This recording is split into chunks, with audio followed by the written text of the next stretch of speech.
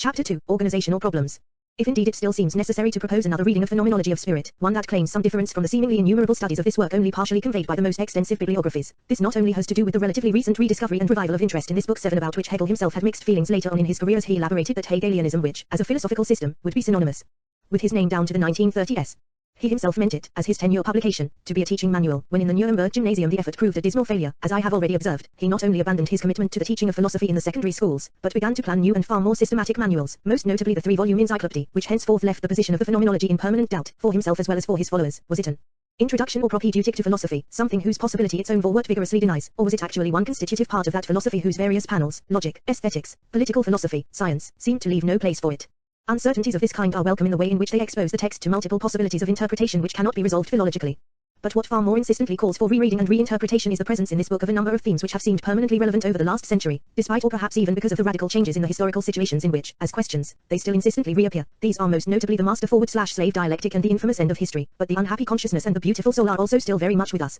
along with a number of other conceptual markers, as I hope to demonstrate below. Yet what endows these textual moments with renewed interest for us today is their form fully as much as their content, for the very heterogeneity of the book has prevented any one of them from being fully assimilated to some homogeneous dimension of philosophical thought and discourse. They have not been able to be transformed into pure coherent philosophical positions, into identifiable ideas or concepts, into reified tokens about which we can say that they represent Hegel official thoughts or his positions on this or that. Nor does this have to do with the much appreciated obscurity of his writing, as opposed to the relative lucidity of the lectures also taken down for us. Hegel's practice of the sentence will certainly detain us here, but it is in terms of his practice of the dialectic which these uncertainties have most often been rehearsed, and we need to be very vigilant about the way in which we evoke this mysterious entity, and in particular wary of its translation back into one of those purely philosophical concepts, the unity of opposites for example, that the dialectic itself came into being to forestall or interrupt, to displace or deconstruct, but also to set back in motion. Fortunately, the Phenomenology is itself far more vigilant in this respect than the later works, and not the least source of its famous difficulty will be not merely its reluctance to pronounce the word dialectic or to endow it with the density and substantiality of a name or a method, but also the complicated footwork with which it attempts to avoid taking positions at the same time that it expounds them. This productive uncertainty about the philosophical status of the Phenomenology is matched by equally productive ambiguities or hesitations on other formal or organizational issues.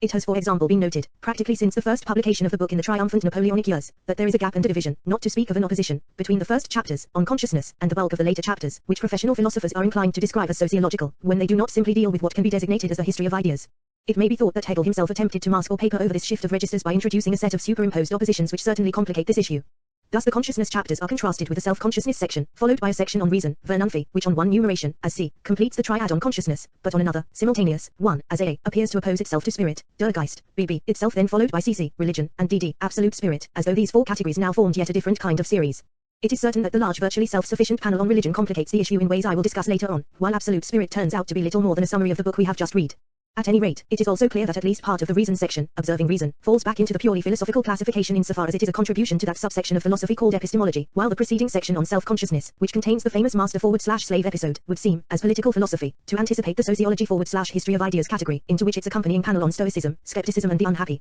consciousness still more clearly falls. The first 3 chapters seem relatively self-contained, and to pursue an identifiable and more technically philosophical argument, which runs from the immediacy of purely physical sensation, the here and now, to the first discovery of scientific law, as an abstraction behind and beyond that sensory experience. Famously the first chapter uses language to undermine the seeming immediacy of the sense, the second observes the reorganization of the sensory world into the perception of objects which function as containers for their various properties, the third finally pushes on into some ultimate restructuration in which the physical experience of the world becomes inessential in the light of the unseen and imperceptibly abstract scientific laws posited behind it. Hegel characterizes them famously as an inverted world lying beyond and behind this one. Still, there can be little doubt that the overall division marks a shift of registers, and that each group has given rise to a distinctive set of commentaries. The initial philosophical chapters have been seen as Hegel's solution to the problems with which Kant's work left the younger German philosophical generation, with its intent to move from mere epistemology à la Kant to full-throated metaphysics or ontology, beginning with Fichte. These problems turn mostly around the opposition between subject and object and their relationship, which Kant had left in a kind of provisional limbo. We can know our knowledge of things but not the things in themselves. Fichte boldly emerges from this methodological suspension by affirming the very production of the object by the subject, followed in this by Schelling's daring and comprehensive exploration of what he called the philosophy of nature. Will we then still want to say that Hegel then reinstates the subject itself in this discussion? His programmatic formula, subject or system, would seem to confirm this characterization, at the same time that it opens the door to all those vibrant contemporary arguments about Hegel's relations with Spinoza and the latter's alleged superiority to him, immediately reintroducing the issue of temporality and therewith of the dialectic, both presumably absent from Spinoza. 8 But it is more appropriate to say that Hegel sublates the dilemma of subject and object by projecting a new dimension of thinking, called speculative, which presupposes their identity in advance, and which will later on authorize the deployment of that whole immense Hegelian system whose multiple sub-programs scarcely dwindle by comparison with Aristotle himself, in this respect Hegel's great model and master. As for the contemporary discussions and commentaries on these technical philosophical debates, I will hazard the impression that the rich tradition of post-war German scholarship, from Dieter Heinrich on, has tended to move backwards to reclaim Schelling, and even to produce a fourth philosophical partner in what is no longer a triumvirate, in the person of the poet Fredric, whose early writings are alleged to have affirmed the unity of subject and object in advance, thereby rendering Hegel's laborious climb to the speculative unnecessary. 9 Meanwhile, a growing body of distinguished American philosophy, centered on the work of Robert Pippin, and baptizing this whole complex of technical philosophical problems and solutions post-Kantian, has tended to revindicate the dignity of the old label of idealism, fallen into some disrepute in the post-war period. It is a move which has some plausibility in the midst of the current Bergson revival, even though its arguments about consciousness and the limits consciousness set for philosophy have little enough in common with delusion and virtualist theorizing. 10 Pippin has taught us to reread Hegel's arguments with the respect due a rigorous philosophizing, even though he achieves this by a modest lowering of the volume of Hegel's dialectical claims, which are surely what have always excited the latter's followers, not many of whom will be altogether content with the unpretentious Rortian pragmatism of this new avatar. But this rescue operation, which makes Hegel respectable and allows him re-entry into the fraternity of professional philosophers, has a consequence which elementary dialectics might have predicted in advance, namely, and as a result of the reaffirmation of the rigor of the philosophical chapters, the slippage of the non-philosophical, or sociological, chapters into the impressionistic flabbiness of a generalizing culture critique. The Americans have tried to forestall this unfortunate development by lending Hegel contemporary relevance as a philosopher of modernity, and insofar as the epithet directs our attention to the more immediate cultural problems of Napoleonic and post-revolutionary society, the effort is meritorious. But it cannot long block the downward rush, and when modernity comes to be endowed with all the familiar Nietzschean and existential characteristics, death of God, end of values, alienation, etc., Hegel's originality as a thinker evaporates, along with his relevance to the postmodern age, for which none of these problems are any longer an issue. This is why the most useful and productive commentaries on the second, or sociological, batch of phenomenology chapters are rather those elaborated from a political and indeed a Marxist perspective, in which even the status of what gets called culture or cultural is profoundly modified. The fountainhead of such commentary is of course the classic lecture series of Alexandre Kachev in the 1930s, still stimulating, but about which I think some new kinds of questions can now be raised. For the moment I will merely lay down a rough and general framework for grasping the organizational fault line responsible for the emergence of these various philosophical and political traditions. It seems to me that things fall into place if we follow Hegel himself in his peremptory definition of spirit or Geist's the ethical life of a nation. Das Sitte like Leben eines Volkes, insofar as it is the immediate truth, the individual that is a world. 11 In this fundamental identification of Geist with collectivity I have followed the movement of Adorno's thinking in his first Hegel essay, which reaches its climax at the utterly unexpected eruption of the Marx of the 1844 manuscripts. Yet this high point is also, characteristically, the moment at which we begin our downward path towards everything ideological in Hegelian idealism. What is remarkable is that at the very moment at which Adorno names the content of Geist or spirit as Gesellschaft or society, he abruptly withdraws the identification, or at least its terminological articulation. The interpretation of spirit as society, accordingly, appears to be incompatible with the sense of Hegel's philosophy if only because it does not satisfy the precept of immanent criticism and attempts to grasp the truth content of Hegelian philosophy in terms of something external to it, something that his philosophy, within its own framework, would have derived as conditioned or posited. Explicit critique of Hegel, of course, could show that he was not successful in that deduction. The linguistic expression existence, which is necessarily conceptual, is confused with what it designates, which is non-conceptual, something that cannot be melted down into identity. Die Deutung von Geist als Gesellschaft erscheint demnach als unbringbar mitdem Schien der Hegelschen Philosophic allein schon darum, weil sie sich gegen die Max eine immanente Kritik werfen. Denn Wort holt der Hegelschen Philosophiken eine Meier auf ihr Leichen zu ergreifen such, dass dies in ihrem eigenen Gefühl als bedingt so der Gesetzesabgeltet hab. Die explizit Hegel-Kritik freilich kommt dort der Fijin Deduction einem nicht gelang. Der sprachlich Ausdruck Existenz, notwendig ein Begriff is, word which selten mitdem, was der Designer, dem nicht begrifflichen, in Identität nicht einzuschmelzen. 12 Yes, spirit is the collective, but we must not call it that, owing to the reification of language, owing to the positivities of the philosophical terms or names themselves, which restore precisely that empirical common sense ideology it was the very vocation of the dialectic to destroy in the first place. To name the social is to make it over into a thing or an empirical entity, just as to celebrate its objectivity in the face of idealistic subjectivism is to re-establish the old subject-object opposition which was to have been done away with. A similar, profoundly Adornian move can be observed in his next step, in which I also follow him. As always in Hegel, however, the term immediate is a warning signal. Indeed, the whole of Hegel's philosophical production is an elaborate refutation of all possible concepts of immediacy. He therefore continues, spirit, must advance to the consciousness of what it is immediately, must leave behind it the beauty of ethical life, das Schndne Zeitliche Leben, and by passing through a series of shapes, Gestalten, attain to a knowledge of itself. These shapes, however, are distinguished from the previous ones by the fact that they are real spirits, actualities in the strict meaning of the word. This whole phrase is Miller's paraphrase of agent-like Wirklich-Ketten, and instead of being shapes merely of consciousness, are shapes of a world. 326, 265. We can disambiguate Hegel's discussions by holding firm to the principle that the words spirit or Geist, wherever they appear, have nothing to do with spirituality nor even with consciousness itself as such, whose philosophical problems have already been sharply differentiated by Hegel himself in his organizational scheme. I would even go so far as to say that spirit means nothing cultural, in the looser sense in which that word is generally used, but I will come back to that sense later on. The problem is a central one for my reading. We must, in other words, hold firmly to the conviction that in Hegel the word spirit always designates the collective, a second word I use as a more neutral one than society, which immediately raises substantive and historical problems. When we do so I believe we will find that many false problems fall away, thus the peculiar emplacement of observing reason outside the spirit chapters, and in seeming opposition to them, can be explained by the hypothesis that for Hegel scientific research, here the paradigm of reason, is an individual pursuit, and not, or not yet, a marker of the quality of this or that historical moment in the development of society. Indeed, reason is here explicitly identified with empiricism, 144, 184, and a host of figures of forgetting, after losing the grave of its truth, after the abolition of its actuality is itself abolished, 140, 179, underscore its own necessary forgetfulness of its own evolution out of the unhappy consciousness, it has this path behind it and has forgotten it, 141, 180. What has been forgotten is essentially the other, and the structure of self-consciousness which the shock of the other produces reveals, so that its discovery of the categories, which confirm the unity of consciousness and the not I, its certainty of being all reality, 142, 181, is left strangely abstract and one-dimensional, and cannot yet accede to genuine individuality insofar as it remains unconsciously locked into the mind of the individual scientist or observer, the individual practitioner of this abstract reason.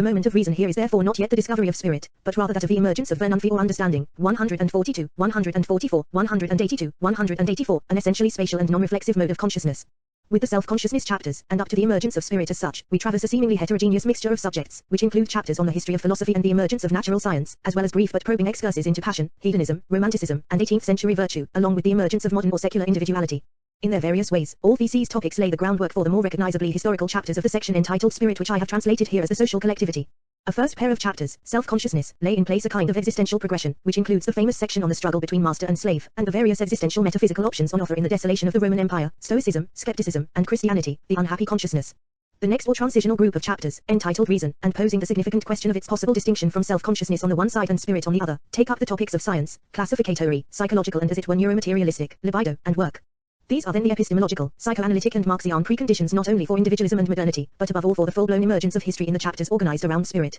For reasons to be discussed later on, I read the chapters on spirit as the Phenomenology-esque conclusion, its climax in the opposition between the revolution and Kantian morality, with the immense chapter on religion and the relatively perfunctory one on absolute spirit as textual supplements of one kind or another. The same description may incidentally be applied to religion, whose recurrence in self-consciousness, the unhappy consciousness, in spirit, belief and pure insight, and finally in a whole immense subsection, cc, entirely devoted to it, may otherwise be confusing. These returns, something like the progressive intersections of a single vector with the loops of a spiral, might better be grasped on the order of the musical theme and variations, as we will see later on. In any case, it is clear that the first mentioned of these discussions of religion isolates the experience of an individual consciousness, the second one that of a significant social movement at a certain moment of history, and the third a whole social structure as such. The spirit chapters now unroll into what is a recognizable linear historical sequence, omitting, as I have already pointed out, the darkest Middle Ages, presumably on the ground that Christianity has already been dealt with. So we move directly from the polis and its vicissitudes, Antigon, the ethical order, to the early modern and the emergence of the absolute monarchies from feudalism. This is now significantly entitled culture, and prepares the way for the discussion of what we now call the public sphere in the 18th century Enlightenment, with its dialectical struggle against religion or Christianity which has now sunk to the status of a belief. There then follows the French Revolution and the Terror, to which I see the following chapter on Kantian morality in synchrony as a pendant, and which will for us be read, not as Gajev's end of history, so much as the suspended step of a present as much ours as Hegel. It would then be tempting to oppose the collective sense of spirit to some individual perspective in the earlier chapters, but this is to presuppose that there could be any coherent individual perspective outside the collective existence in which individuals always find themselves. What could possibly be individual, in some existential sense, about the dialectic of sense perception? That dialectic, to be sure, does involve some common sense empiricist ideologies, which it undertakes to deconstruct, but one can hardly maintain that the operations of the individual senses and their objects absorb the totality of the individual existence, or at least one cannot do so until a certain modernism in art. The first three philosophical chapters are then truly technical, in the sense that they isolate specialized problems touching on this or that isolated feature of individual existence, and not, as is later the case with spirit or with religion, the whole of it. But this is why these chapters, moments though they are, in that specific sense in which the German neuter noun moment means an aspect, rather than, as with the masculine noun, a temporal phenomenon, designate levels of life which are always with us and whose very errors or commonplace stereotypes persist through all the shapes of history. Sense perception is always with us, and in an historically far more significant way, so is the dialectic of the master and the slave. Nothing excludes the latter's ongoing presence from the seemingly later chapters on the polis, absolutism, or revolutionary democracy. The same can no doubt be said for observing reason, the practice of a scientific investigation of nature and of both outside and inner worlds, as well as for the passions, the various ethics, and the religious anxieties. Another weakness of the post-Kantian school may be conjectured here, in the way in which the more passional or ethical materials of the reason chapter are relegated to sociology and thus implicitly dismissed as unworthy of technical philosophizing. On this view, then, it is no longer, a good idea to think of the phenomenology as a kind of Bildungsroman, a form which, in a true Enlightenment spirit, tells the story of the progression of an immature subject to a state of maturity, very much in Kant's original sense, a formation or education brought about by the combined effects of inner dispositions and external experiences. The idea of maturation, autonomy, responsibility, self-government and the like, is certainly one of the most influential ways in which Hegel and his contemporaries conceptualized the bourgeois revolution, for which the notion of modernity is in any case a misnomer and an anachronism, living it as a fundamental historical break and as the central event of history at least since the Reformation, and it is clear from a juxtaposition of his revolutionary chapter, Absolute Freedom and Terror, with the following one on morality that he saw Kant's ethics as a crucial contribution to the new post-revolutionary world, both as a sign of profound change and as an attempt to arise and to resolve the new problems to which it gave rise. But it's not clear to me that this particular historical plateau is endowed with a vision of some new centered and fulfilled subjectivity, and to read absolute spirit in that way is to turn Hegel back into the caricature he has been for so many years. Even less satisfactory is any attempt to make such a view of the subject, albeit immature and still in tutelage, retroactive to the initial chapters of the book which as we have seen at best pose aspects of the problem of consciousness, but not of any unified subjectivity. It would be tempting, then, to think of those early chapters in terms of split subjectivities, multiple subject positions, part objects, semi-autonomous drives and the like, but that is surely even more anachronistic and without any persuasive evidence. If what is wanted is some line of narrative continuity, and the desire and its accompanying anxiety say as much about the reader as about the author's project, then at best the chapters are shadowed by sequences from the history of philosophy as Hegel saw it. In that case they project but local sequences scarcely bound by the rules of chronology, and which are in any case mostly assimilated to the illusions of common sense and the ideologies of everyday life. Thus the opening chapter on sense certainty posits a world in which the things we see and touch around us constitute reality as such and are self-evidently the worthiest of our trust. Meanwhile, a more comprehensive kind of illusion slowly develops throughout these first chapters and which we must call, as though it were a specific faculty of the mind, verstand or understanding. This is what we might now today call common sense, refined thinking, the thinking of the external, of space and objects generally, a thinking ultimately abstracted and codified in mathematics. The two logics undertake the most thoroughgoing demystification of this faculty which we tend to apply indiscriminately and illicitly to all kinds of other phenomena, such as thoughts and concepts, feelings, history, relations with other people, and so forth. I call this a faculty, a view inherited from Kant, because although it will come to be corrected by different kinds of thinking, it is obvious that it must remain the conceptual lingua franca of our everyday life in what it takes to be a material world. In typically dialectical fashion, it is an error, but an error that it would be disastrous to do away with, and that can only be sublated or aufgehoben, that is, it will continue to exist on the level appropriate to it, but now coordinated with some very different conceptual dynamics. Before taking on any of this substantively we need to ponder a methodological issue and to forestall one of the most notorious and inveterate stereotypes of Hegel discussion, namely the thesis-antithesis-synthesis formula. It is certain that there are plenty of triads in Hegel, beginning with the Trinity, or ending with it. It is also certain that he himself is complicitous in the propagation of this formula, and at least partly responsible for its vulgarization. It is certainly a useful teaching device as well as a convenient expository framework, and is thereby called upon to play its role in that transformation of Hegel's thought into a systematic philosophy, into Hegelianism, if you will, on which we will have occasion to insist over and over again in the present essay. For even if the tripartite rhythm happens to do justice to this or that local Hegelian insight, it still refines that insight in advance and translates its language into purely systemic terms. Indeed, for contemporary philosophy it is precisely this sequence which is identifiable as being teleological, so that today, or perhaps from Freud on, we tend to reverse this order and to affirm that it is the antithesis which produces the thesis in the first place, in order to generate the ideological illusion of the synthesis as such. It may be observed that the new version of causality performs the same operation on the old one. Meanwhile, the tripartite formula is calculated to mislead and confuse the reader who seeks to process this material in a series of 3 steps, something for example utterly impossible to complete in the structurally far more complex play of oppositions in the chapter on the secular culture of absolutism, and alarmingly rebuked by Hegel himself in that famous passage at the end of the Greater Logic in which he allows that 3 might be 4 after all. 13 Yet the tripartite temptation does not appear out of nowhere, nor does it correspond to nothing at all. Indeed, it might be considered a relatively awkward codification of what is certainly a far more consistent and coherent Hegelian view of human time, which governs the growth of the individual, Bildung, fully as much as the development of history itself. This is the great rhythm of internalization and externalization in which Hegel both coincides with Marx and differentiates himself sharply from Marxism. For the various words Hegel uses about this process, Entjuftrung, Entfremdung, all of them corresponding to the literal meaning of the word alienation, open that conceptual space in which Marx himself, adopting this systole and diastole of the production process, seeks to distinguish alienation from objectification or externalization in a way which will ground a properly Marxian view of history. Nonetheless we will see that Hegel's notion of work or activity, which is the source of the rhythm whereby we objectify ourselves and then re-interiorize the objective results at some high level, is profoundly dialectical and is scarcely cancelled by the Marxian correction. It is all the more useful a concept for us today, as we shall see, in that it posits a rhythm of expansion more helpful in conceptualizing contemporary spatiality than it would have been in an earlier period. Finally, it is the source of some of Hegel's most significant and insistent linguistic figures, in particular the language of a going back into the self or consciousness, a trope far more important for the understanding of the Hegelian text than the standard tripartite language, whose final term, synthesis, presupposes a resolution in this movement which is not at all consistent with Hegel's thinking, positing a kind of success or progress in externalization and internalization which scarcely does justice to Hegel's deeper appreciation of failure and contradiction and turns the historical movement of the dialectic into a banal and uplifting saga of inevitable progress. 14 The tripartite scheme itself has a different origin, however, and it is to be located in one of the most inveterate figures of the Hegelian text, namely that which seeks to assimilate thinking and its temporalities to that amphibious thing, the proposition, satz or sentence, in logic, a sentence which is also a judgment, and whose strongest and most unique form is reached in the syllogism. 15 The extraordinary productivity of this fascination of Hegel with logic reaches its fruition in the Greater Logic of 1812 to 1816, in which, in a stunning and wholly unexpected resurrection, the whole dead weight of the scholastic elaboration of Aristotle's logical compendia is miraculously translated and transmuted into substantive dialectical categories. In the Phenomenology we only sense the first stirrings of this mighty project, and it is best to take them as figures rather than as ideas in their own right. Thus we will say that the syllogism is here let D more than one crystallization among others of the specialized temporal cadences Hegel is here concerned to collect. The logical figures are one convenient way of transcribing and scoring such moments, with the advantage that this particular figure is also autoreferential, and that its own specific content, subject, predicate, affirmation, negation, can also serve as an interpretant of what we find here transpiring. It is not until the third and final, speculative panel of the logic that the syllogism bursts forth as the very embodiment of life itself. But here, at this lower level, it is best to think of the logical episodes as yet more picture thinking, Miller's welcome translation of Vorstellung. The view of logic with which we then emerge is one in which attention and its thinking veers around under its own weight, the logical subject, of which a predicate is affirmed, now, insofar as it is at one with that particular predicate, loses its priority. The predicate, now becoming the substance itself, has shifted to the center of things, the former subject now reduced to little more than the predicate of that former predicate. It will be remembered that the young Marx took this whole process as a very paradigm of Hegel's profound idealism, which turns abstractions into things at the same time that it turns real things into abstractions. 16 What casts a somewhat different light on this suspicious procedure is its restlessness, one of Hegel's favorite words, which allows none of these developments to settle down in a stable place or being. Indeed, as Adorno has argued, when in doubt, Hegel, straining to restore content to the subjectivisms of fit and spelling, always inclines in the direction of the preponderance of the object. Thus, in characteristic micronarrative, he conveys something of the frustration of the former subject of the proposition, which still finds in the predicate what it thought it had finished with and got away from, and from which it hoped to return into itself, and, instead of being able to function as a determining agent in the movement of predication, arguing back and forth whether to attach this or that predicate, it is still really occupied with the self of the content, having to remain associated with it, instead of being for itself. 58-59/37-38, and now, unexpectedly, not only is the general nature of the judgment or proposition destroyed by the speculative proposition but the whole figure is effaced by a new, musical one. This conflict between the general form of a proposition and the unity of the notion which destroys it is similar to conflict that occurs in rhythm between meter and accent. 59/38.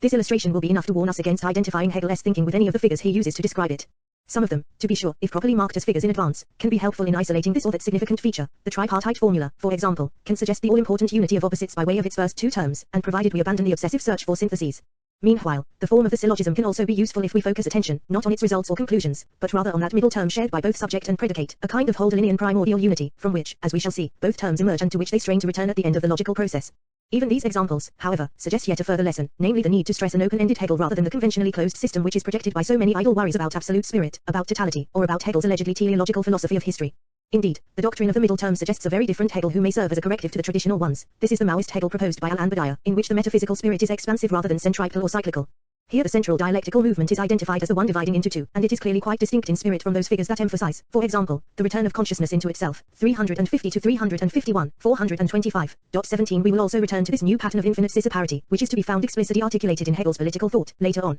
For the moment, it is enough to conclude these initial remarks with the conviction that we must try in what follows to separate the events of Hegel's text from the terms and figures in which they are presented. But this is easier said than done, for it involves the contradictory presupposition that the fundamental problem can be stated in non-representational terms, as though what we were calling representation were some mere decorative adjunct to what can also be presented neutrally or objectively. At that point, then, every effort to convey some original thought of Hegel before its expression in what he found to be a satisfactory formulation is itself in turn drawn back into the representational dilemma in a never-ending asymptotic spiral. But the dilemma can perhaps better be conveyed in another figure, on which we have already touched. This is a musical phenomenon of the theme and variations, and it is surely no accident that the master of this musical figure is Hegel's exact contemporary. Indeed, it may even turn out that the compromises on which Beethoven himself, and the first Vienna school in general, founded their classicism also have some analogy with Hegel's own problems and solutions. Here is what Adorno has to say about Beethoven's practice of theme and variations and indeed its centrality in this whole moment of musical history. Development recalls the procedure of variation. In music before Beethoven, with very few exceptions, the procedure of variation was considered to be among the more superficial technical procedures, a mere masking of thematic material which otherwise retained its essential identity. Now, in association with development, variation serves the establishment of universal, concretely unschematic relationships. The procedure of variation becomes dynamically charged with newly gained dynamic qualities. In variation, as developed up to this point, the identity of the thematic material remains firmly established. Schoenberg calls this material the model. It is all the same thing. But the meaning of this identity reveals itself as non-identity. The thematic material is of such a nature that to attempt to secure it is tantamount to varying it. It really does not in any way exist in itself but only in view of the possibility of the entirety. Fidelity to the demands of the theme signifies a constantly intervening alteration in all its given moments. By virtue of such non-identity of identity, music achieves a completely new relationship to the time within which a given work takes place. Music is no longer indifferent to time, since it no longer functions on the level of repetition in time, but rather on that of alteration. However, music does not simply surrender to time, because in its constant alteration it retains its thematic identity. The concept of the classic in music is defined by this paradoxical relationship to time. 18 Adorno's discussion is not by chance embedded in his essay on Schoenberg, where it marks that possibility of the transgression of limits already foreshadowed in the limit itself. For as Adorno implies, the very notion of the theme is a fragile and precarious one, which will in Schoenberg's hands, and under what Adorno considers to be the objective logic of the musical material itself, give way. For the well-nigh infinite virtuosity of the variational process itself, we often indeed begin with a variation, and only later on discover the theme as such, in its official or original form, at length leads to a kind of musical critique of origins, that is to say, to the nagging doubt as to whether there ever was such a thing as the initial theme in the first place. Yet if the theme itself also comes to be considered a variation, it then turns out, in truly postmodern fashion, to have been a variation without an original, much as present-day simulacra are described as copies without originals. We therefore here arrive at a decisive moment dialectically, in which difference, by gradually extending its dominion over everything, ultimately comes to liquidate identity as such, in a well-nigh suicidal meltdown in which it must itself also disappear, inasmuch as difference is necessarily predicated on identity in the first place. The classical form of theme and variations is then secretly inhabited by this contradiction, this fateful inner tendency, which it can only provisionally and temporarily forestall by some initial act of faith in the stability and identity of the theme as such. It is a dilemma we may now retranslate into conceptual terms, where the term reification seems the most appropriate way to convey a linguistic parallel. The compromise belief in the stability and substantiality of what is in music called the theme is here in philosophy echoed in the mirage of the invention and defense of a correct language, that is to say, a set of stable names for the philosophical problems and their putative solutions. The systems of the traditional philosophers are then in effect constituted by systems of names, by a specific nomenclature, associated above all with the name of the philosopher. Lacan taught us that names and isms were the very hallmark and symptom of so-called university discourse. 19. The stability of the names, and the prospect of widespread adoption and adherence to them, is a well-nigh religious mirage of universality whose destructiveness has come to be only too well known, without there seeming to be any other alternative than the Reformation-style pluralism of multiculturalist interpretive communities. The problem with names is that, deeply embedded in history, after a certain time and at different rates of speed they begin to show their age. Some systems are canonized and as it were mummified, others begin to rot and stink of an intolerable past, still others give off the musty smell of archives and long-shuttered houses. There then gradually arises a new kind of philosophical ambition, not merely to invent a foolproof new system of correct names, but also somehow to elude the ravages of temporality and to invent remedies to ward off the inevitable historical reification of these historical linguistic systems. The word reification is of course itself just another such historical name. The prestidigitation of an operation that might be called name and variations is only one attempt to move so fast as to elude the fatal process. Another is a Magritte formula, ceci nest pars un pipe, in which, marked as names from the outset, the formula in question is already as it were homeopathically secured against some later denunciation. But of course all such operations are themselves the signals of their own historicity, and condemned, like past fashions, to go into the past without the kind of immortality they desperately sought. One may argue that in the case of Hegel, as with Beethoven himself, while historicity cannot but be present, there remains a certain distance between the theme or the name and the musical or philosophical operation in such a way that they can be rewritten in the present with a certain effective afterlife, even though they cannot but remain dead. It would be tempting to call this distance the dialectic, were not this last a historical name like everything else, with its own museum waiting for it.